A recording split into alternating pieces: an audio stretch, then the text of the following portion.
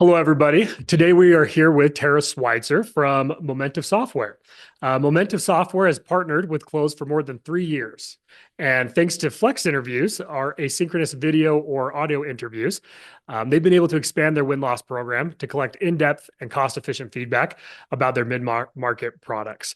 Tira, we're super excited to have you here today and looking forward to chatting with you. Awesome. Excited to be here as always. Yeah. Well, let's go ahead and just jump right in. Terry, if you wouldn't mind, give us a little introduction to who you are and what your role is at Momentive. Awesome. So, Momentive Software, we provide technology solutions to amplify the impact of nonprofits and associations across the globe. And so I have been here for 7 years. I can't believe it. Longest job ever. But I lead our product marketing team. So we have 5 product marketers that do product marketing for 15 products in our portfolio. And in addition to all things product marketing, I also love everything with industry research, true crime, and any 90s music. Can't go wrong with the 90s. Awesome. Well, Tara, first question I have for you is tell us a little bit about what prompted your win-loss journey. How did you get involved in win-loss analysis? Well, as a product marketer, I've just really always loved the concept of direct feedback from buyers.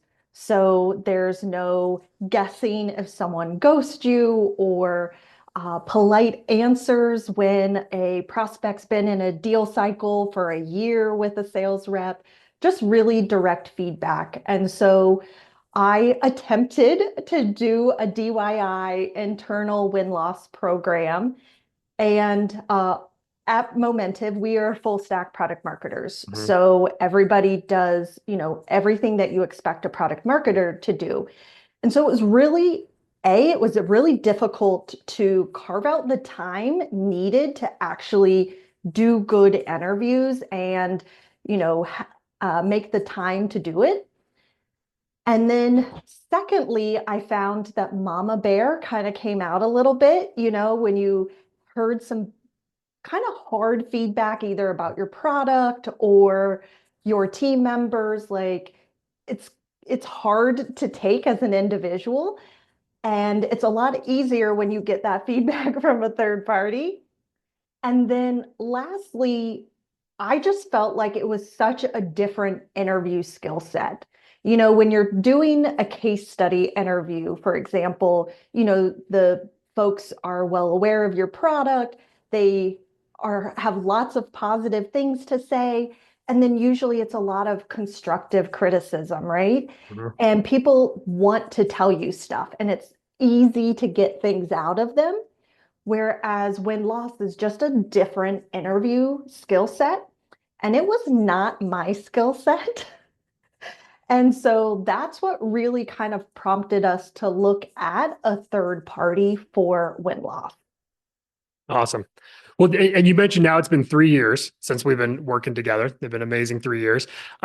Maybe jumping back 3 years ago, when you first initiated this win-loss program with Clozd, what were your primary goals or objectives using that third party? And then also, how have you seen those evolve over time? Yes.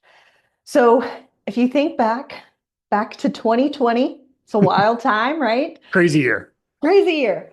But also, we had canceled events, Yeah. right? And so we had a lot of marketing budget that we then needed to do other things with. Mm. And so I partnered with one of our demand gen teams to utilize some of their unused event budget so that we could do a test and see what type of feedback do we get back? Is this a type of program that we want to implement across the business? And we took maybe a different approach than some folks take when they start win-loss. We actually went with our most successful product. And our thought was if we get feedback enough to raise our win rate by 1%, Yeah. just 1%, that makes a substantial impact on bookings and revenue. And that was kind of like where we started. And what we did was we did those first interviews. We got great feedback. We had some ideas of why we won, but we also found out some reasons that we thought were like nice that we did, but were actually instrumental in why we won. And so that was really great information. And then we also got confirmation on some things that we didn't have in the product from our Yeah. losses. And so we got confirmation that our product roadmap was correct. We were investing in the right things. And so we did that first round. We got great information. We did a readout with leadership of that product team. And then we just like went in hype man mode. We just talked it up in every possible meeting with every possible cross team meeting that we had. And so then we had other products that were like, I want to do a round. I Yeah. want to do a round. And so that first year we ended up doing kind of 4 tests and everyone just really loved it. And we got tons of feedback. And I think we initially thought that we would get a lot of feedback in regards to the sales process, which we did Yeah. and was really great. But we also got information for marketing of how could we improve our demand gen campaigns, what messaging could we update. Our product again got confirmation on what that their roadmap was correct. And had we not already been on that path, we would have probably changed our roadmap. And then our implementation and services team also got a ton of feedback. And so it really helped the entire business, not just learning about the sales process. Yeah. Yeah. That's fascinating because it's always, we talk a lot about the need to have this cross-functional effort. A lot of times I think people do start and they hear that, start with the sales organization or that marketing. But as you mentioned, the feedback from these win-loss, either interviews or feedback really does cover the entire company. So that's excellent. Well, recently I know that Momentive Software, you guys have dipped into using our flex interviews or our asynchronous interviews. Tell me a little bit about, what prompted that and what made you want to explore that offering. So we have a few SMB products. So it's, high quantity of deals. It's a little more transactional. And it's a little harder to justify that investment of a full two-way interview. Mhm. And so we were reserving those kind of the two-way interviews for some of our larger deals, some of our products that were more enterprise, because the ROI was just there a little more. But we also, because it's a transactional business, it's also high quantity as well. And so we wanted feedback. Yeah. And so we did some surveys, and surveys are great in that, they give you a good amount of information, decent amount. But of course, it's harder to get into the detail because if you think about yourself filling out a survey, how often do you fill in the comments? Not very often, right? Yeah. And so flex interviews were a great kind of meet in the middle in that we could get a little more than we got from the survey, but we could still do surveys throughout the year and kind of mix the survey and flex interview together. Mm. And then, of course, we got feedback from the buyer in their words, but just wasn't at the same investment that it was for that two-way interview. And so as soon as we heard about them, we were like, yes, we want to try this. We know exactly what product we want to try it with. And so it turned out great. Yeah. That's awesome. What hesitations did you have with trying out flex interviews? So of course it's something new. And I kind of had the idea of like, I don't know what's going to happen. I don't think we like really had an expectation. We kind of thought it could be one extreme or the other. Yeah. Would people just say like one sentence answers, or would they actually like give a full-fledged, paragraph per se answer? Or we really didn't know what to expect, but it really ended up being great. It did not end up in that kind of like worst case scenario that we were thinking about. People really took the time. They answered the questions fully, and they gave multiple thoughts in the answer. It wasn't just like one thing that they hit on. So it was really great to not just get that one answer, but also see what are those kind of three, four, five decision makers we were able to get from those one-sided interviews. Yeah. So it was way better than worst case than we were thinking, and just we got great information from it. Good. Excellent. What did you find to be some of the unexpected benefits or outcomes that did come from these flex interviews? So they really opened up a whole way for us to get feedback directly from the buyer for those kind of SMB products that we have. Hmm. And so we'll continue to do surveys as well, because again, it's that high quantity. And so it really just supplements and adds a little color to the survey results that we're getting. And so we can add more commentary to it, Hmm. which is really great. They just added a lot more insight. Like it was good to get the raw data more or less, I guess, from a survey, but Yeah. then the like insights came from the flex interviews. And then the kind of other piece of it is I think it made some of our survey answers make a little more sense in that we could kind of see some trends and then pinpoint it with some actual quotes from prospects and customers. Yeah. Interesting. So looking ahead, Tira, how does Momentive Software plan to expand their win-loss program and get even more value out of tools like Flex or pairing it with surveys and all of that together? Well, we added flex interviews to our contract this year. But really what we're looking at is using kind of every single channel. And so we're using two-way interviews, and we're thinking of those more later stage deals, more enterprise. We also kind of save a little bit every year for what changes in the market. What do we need to address? Yeah. Kind of save some of our interviews for that. We're going to be doing some flex interviews with more of our transactional businesses, which we're really excited about.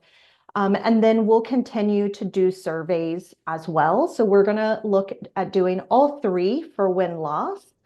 And then, we have done some maybe spots, like test, I guess you would say, through the years of doing some churn.